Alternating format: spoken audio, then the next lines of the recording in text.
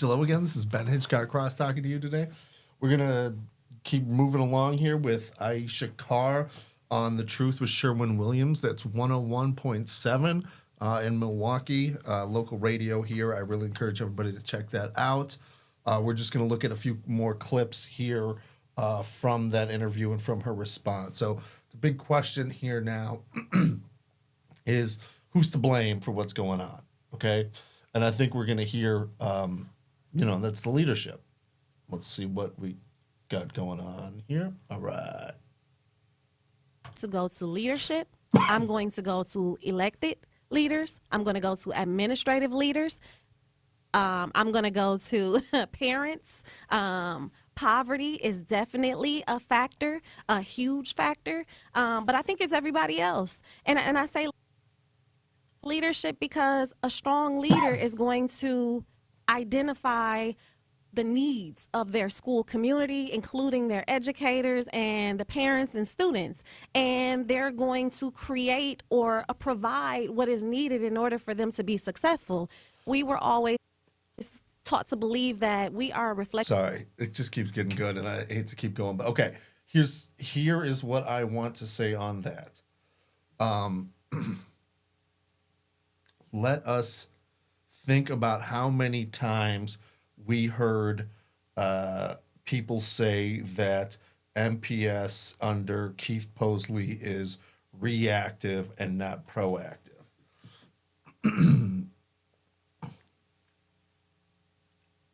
I guess we could have had a little jazz music throughout that interlude. Sorry, here we'll get that going. I mean, that's kind of outrageous on many aspects, but we'll see what we can do. Right? I can think of a couple of depositions right now.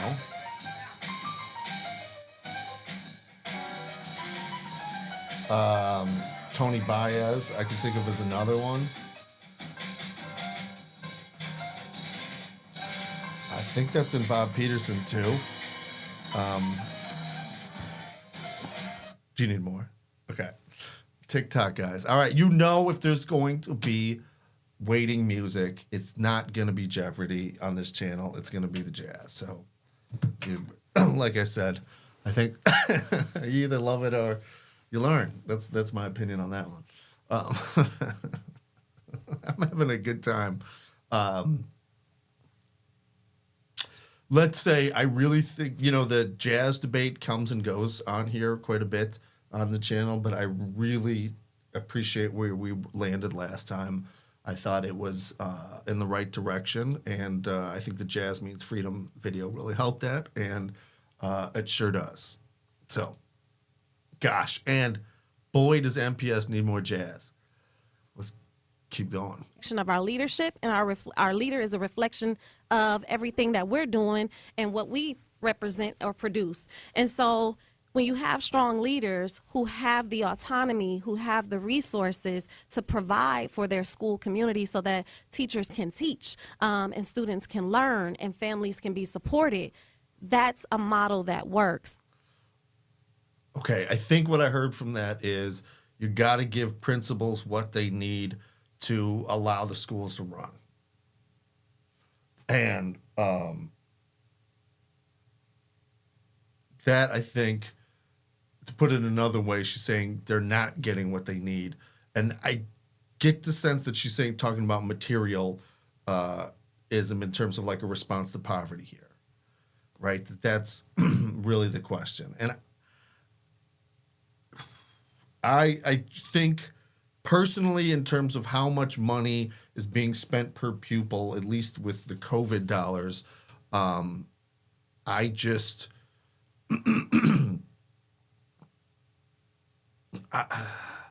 let's put it like this. I think much, if not all, of the school districts in Wisconsin right now are facing a budget crisis.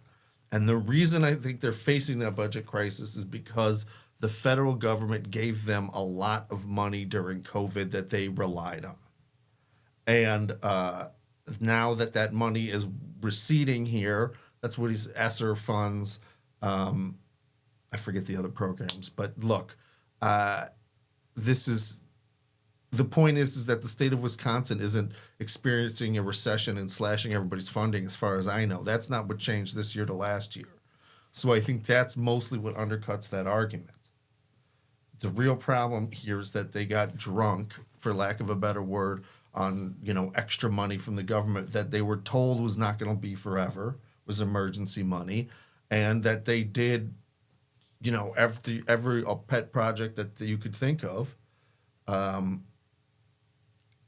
And while it maybe have been nice, now there's a big problem. And as pointed out, I think elsewhere in here, there's still the test scores, which is not the best measure, but the metrics, let's put it like that, are not where they need to be. Thank you, Lala. Okay? All right. Fair enough. I am going to do a little class analysis here. I know it's not everybody's boat, but not everybody is the son of a history professor who believes in, above all things, materialism. So probably weren't exposed to all of the same lectures, especially on class analysis here. So, but she's about to tell us about the fact that she's a landlord, okay? And one of her things she's saying is, I don't personally want my taxes to increase. But then she's going to talk about, landlordism. Two things about that I think are interesting to note. Being a landlord, which you will possibly not understand if you're not from the area, is definitely one of those small business. I'm certainly a landlord. I will not diss anybody for it in itself, but I want to think about let's put it like this. I think the distinction here is that if I'm worried about my property, and it's not a fair comparison, but I'm hoping then, I'll put it like that my taxes are being raised, that's my primary concern, and that the business tax on the tenants is probably not my number one thought when I'm worried about this, but I get it. Okay. Second thing I want to say, buying a duplex here, buying a house can be something like $150,000, $250,000 investment. That is something that a lot of people can do, and that you can sort of change. If you've got that mindset, as they say, you can turn into a totally different. You can transform your earning potential. How's that? Okay, I don't want to throw shade on that at all. Okay, I don't. Not the business model, the whole concept. Those people, if that's what people want to do, that's perfectly fine. I just want to point out that when you're, identifying here as, here's the concept. You will then increasingly identify, as you have more and more properties, with other people who have more and more properties, and you will identify the people who you rent to as tenant classes, and as a sort of a different class than you are. That, I think, is the question here, is do we see evidence of that or not?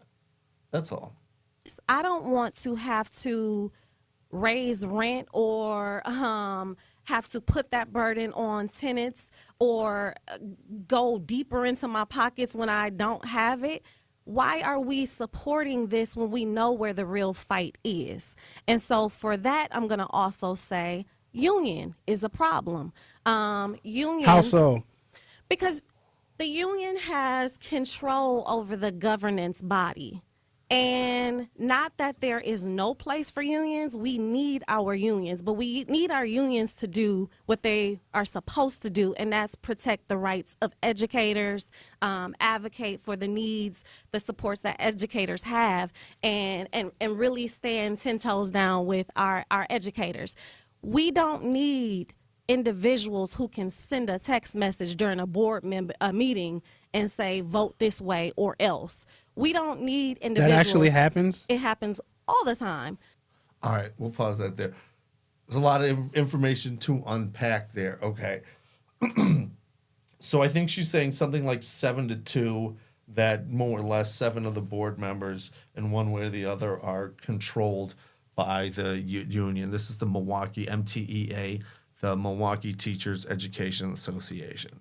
It still is kind of even painful for me to even say anything like this, but that is, and we've seen this allegation elsewhere.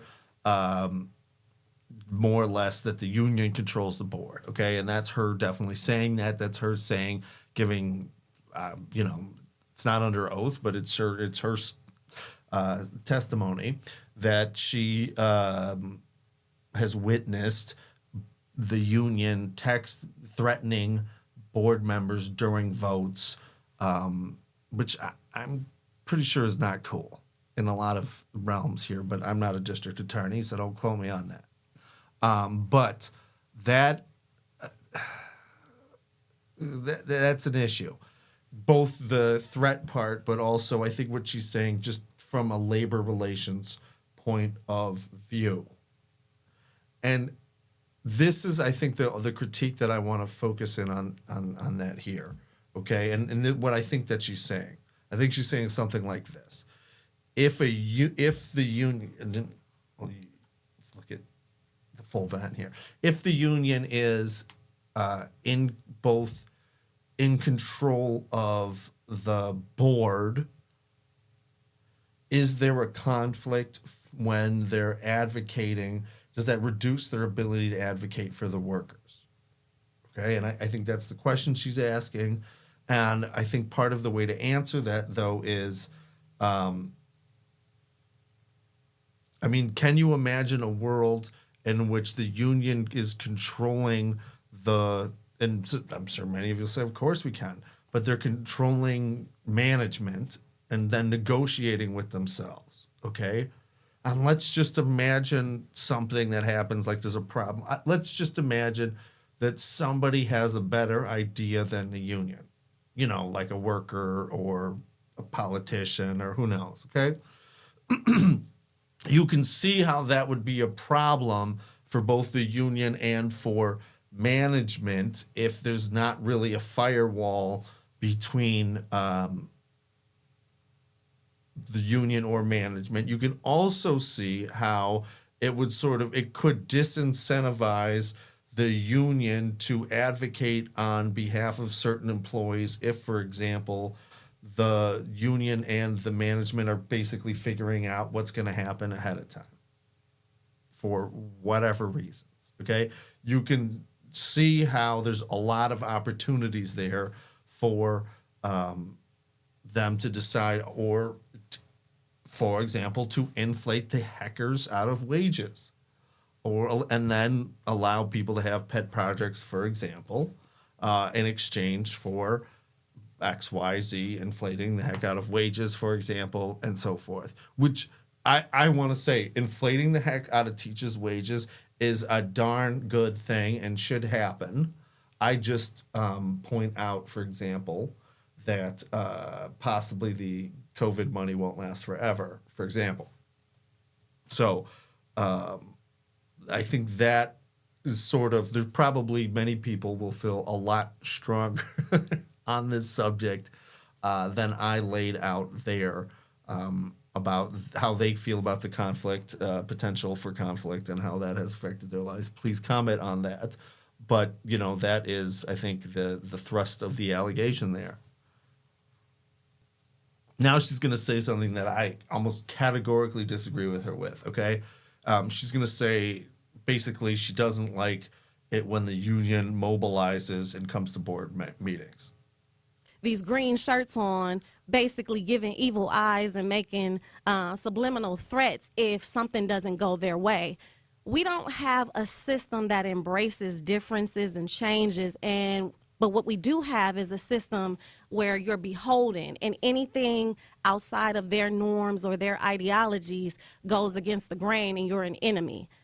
And so we just need a leadership shift. We need a new governance structure so that we can do whatever necessary to preserve our public schools. If All right. What did we take away from all that? Yeah, Lala's done. I think it's difficult to say, again, how much that conflict and that potential for conflict can occur. Like, I want to distinguish here two things. Number one, which is lobbying. Number two, democratic organization and push. People in green shirts, I assume, are MTEA people and teachers and other employees coming in advocating for things. No problem. I want to distinguish that between sort of the litmus test ideology comments that she's making as well, because we've heard that all over the place. It's either their way or the highway, both politically, culturally, and philosophically. And I think that is another big red flag, warning, danger area when you've got both a sort of conflicted the situation where there's a litmus test ideology and government positions, especially when we're trying to have educators who are free to educate and not just educate only if they pass the philosophical litmus test whenever that happens to be. Because wherever you are on political litmus tests, sometimes you might be on the other side, and that doesn't sound like it's problematic for many ways, but not only because of purges are problematic, not because the people that they purge happen to be distasteful, because the people who they happen to purge might also not be distasteful, or might be you. That there's that concept. I think we've heard that before because it's happened before. Let's see if there's more. We're going to place, and I believe... Yeah. All right. Hold on. All right. We're going to end with this one here. I think this is sort of fascinating. This is her straight up history. And then it's going to morph into something that just blew me away. Don't get me wrong. I was a pupil at Samuel Morse Middle School. I think we've mentioned this before. And that there was this class of us who all came from the gifted and talented fancy kids school. And we went to this like huge gifted and talented fancy kids school, but with like 15 times more kids. And they kept us in this isolated bubble. And the Golda kids in Morse. Okay. And then at one point there was this huge fight that was even in the newspaper there. And as a direct result from that, basically anybody who could left that school, and some kids went to the Catholic school, and almost a third of that class came with me and went to extreme fancy kid school. And in fact, the vast majority of the non-white kids that were in my graduating class all came from that class. We all pretended like we didn't know each other because that's what kids do when they grow up. But hey, that is my Golda story there. So let's hear her story now that we've had shared time with Ben. Experiences as a student alone. I was an MPS student from Ronald E. McNair Elementary, Audubon Middle School, and Washington freshman year high school. I got kicked out of the district for one fight. If you pull up my grades, I was maybe an average 3.8 student. And wait, they kicked you out of the district? I got expelled for one fight, and it was a big fight. Damn. I was 13 years old. Wow. But that's what I had to say, my Miss brother Hughes. was just killed in a triple homicide. There was not much talk, at least that I can recall, of restorative practices and social and emotional learning and mental health, and it was just like throw her away. And thankfully, my father had a friend at Mesmer that got me in there, but I went from public to private, and I was a choice student because my father, he was a single father raising a daughter. Wow. So be careful, be careful, be careful before you start judging people. Because who wouldn't? Who would not get into a fight in a similar circumstance? That's terrible, and I'm sure this is much later, but that's heartbreaking, and I'm sorry to hear that for sure, because that's a terrible thing to happen to anybody. All right. Fast forward, I have a daughter. When we relocated back to, or when we moved to Milwaukee, Not even easy the second I had time. options. It was Milwaukee College Prep. It was two other schools. The mother and the educator in me went straight to DPI and pulled school report cards. And that's how I made my decision. And my daughter did Milwaukee College Prep from K4 to second grade.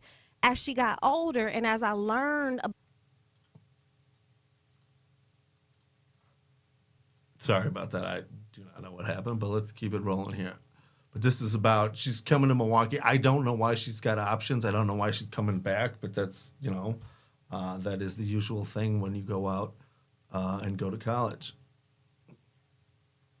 Oof. There aren't many of us who come back, that's for sure.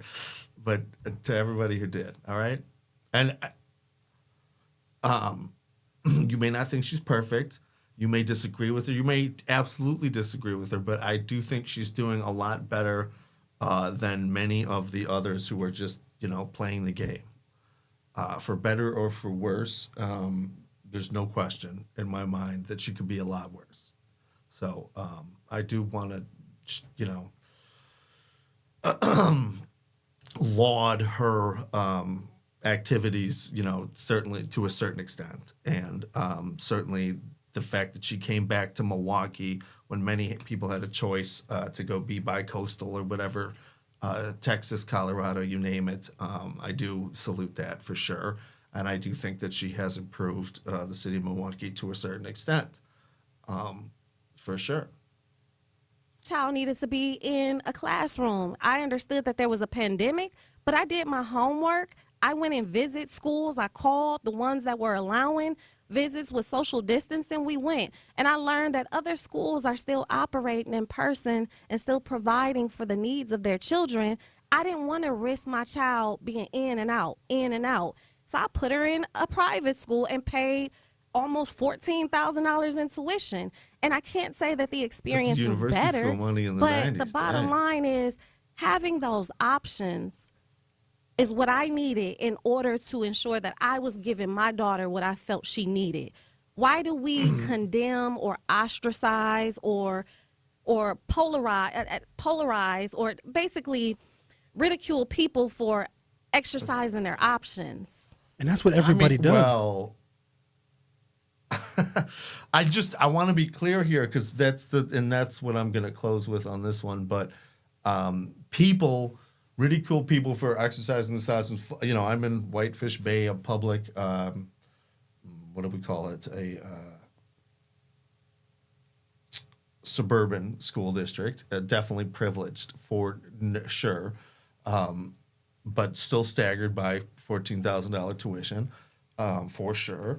And but I do want to make the distinction that we're not just talking about people here. We're talking about a school board member for the public school of the city of Milwaukee, so school board director, public school board director. So that's, I didn't know that until then, and I'm still shocked, frankly. But those are some mixed emotions that you can see that she must be feeling. But hey, I get the whole. I and many people went to at Milwaukee Public Schools until we were basically pushed out, because we want. Two things. You don't make things better by leaving, and everybody should have a good public education in the city of Milwaukee. So that I think is. Those are good reasons. But, wow. And again, I don't want to denigrate her personal choices or I don't know anything about her. I do want to say, though, that I think as a politician, she is certainly subject to democratic scrutiny. And boy, that's not a good way to close out. What the heck is? Do I even have a? I might even. Sorry, guys. But production values, as if that was your thing, you would not be here. As I shamelessly copied from somebody else. Take care. Thank you all. Stick with us. We'll keep you informed. Whew.